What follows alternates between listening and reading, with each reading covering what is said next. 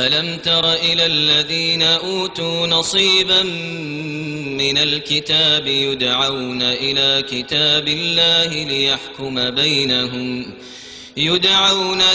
كتاب الله ليحكم بينهم ثم يتولى فريق منهم وهم معرضون ذلك بأنهم قالوا لن تمسنا النار إلا أياما معدودات وغرهم في دينهم ما كانوا يفترون فكيف إذا جمعناهم ليوم لا ريب فيه ووفيت كل نفس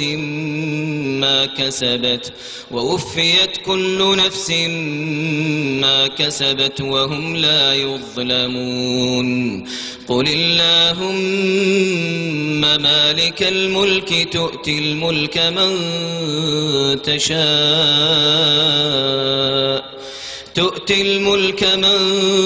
تشاء وتنزع الملك ممن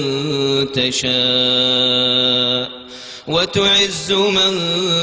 تشاء وتذل من تشاء بيدك الخير إنك على كل شيء قدير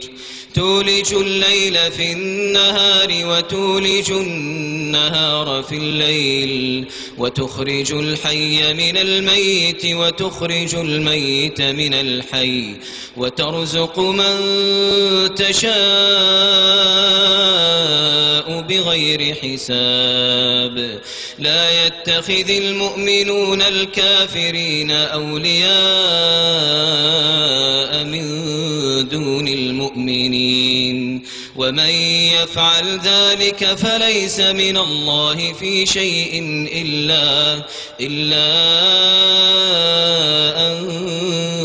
تتقوا منهم تقاه ويحذركم الله نفسه وإلى الله المصير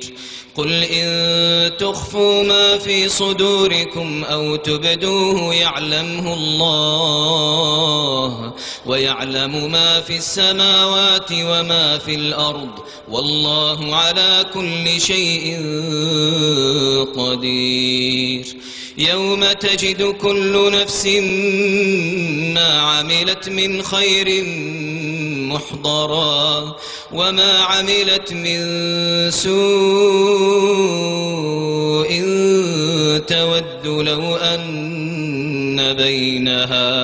تود لو أن بينها وبينه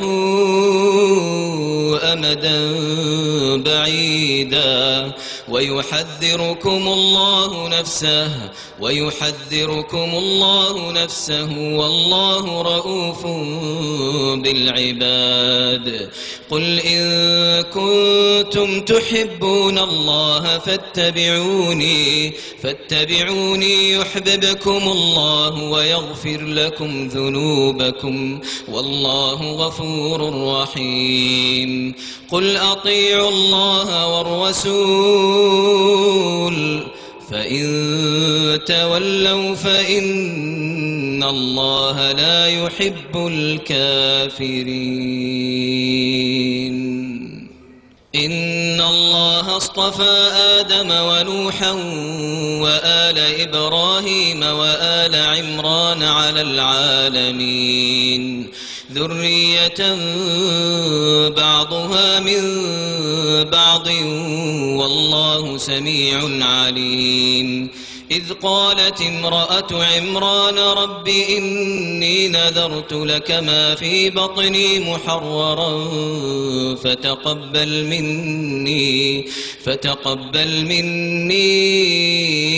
إنك أنت السميع العليم فلما وضعتها قالت رب إني وضعتها أنثى والله أعلم بما وضعت وليس الذكر كالأنثى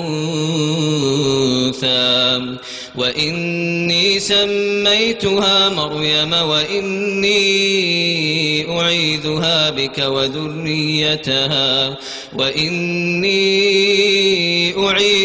بك وذريتها من الشيطان الرجيم فتقبلها ربها بقبول حسن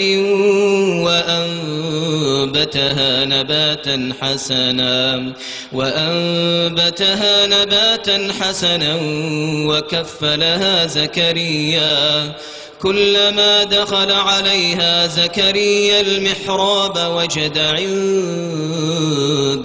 رزقا قال يا مريم أنى لك هذا قالت هو من عند الله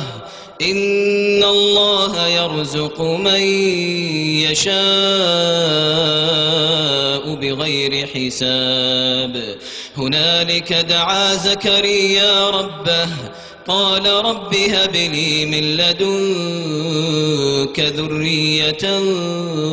طيبة إنك سميع الدعاء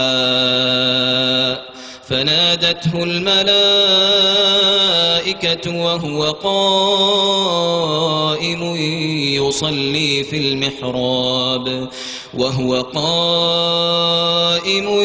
يصلي في المحراب أن الله يبشرك بيحيى مصدقا بكلمة من الله وسيدا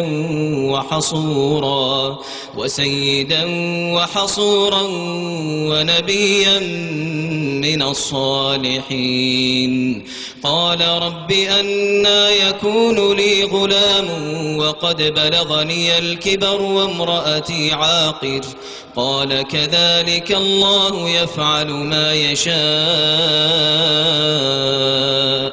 قال رب اجعل لي آية قال آيتك ألا تكلم الناس 3 أيام إلا رمزا واذكر ربك كثيرا وسبح بالعشي والإبكار وإذ قالت الملائكة يا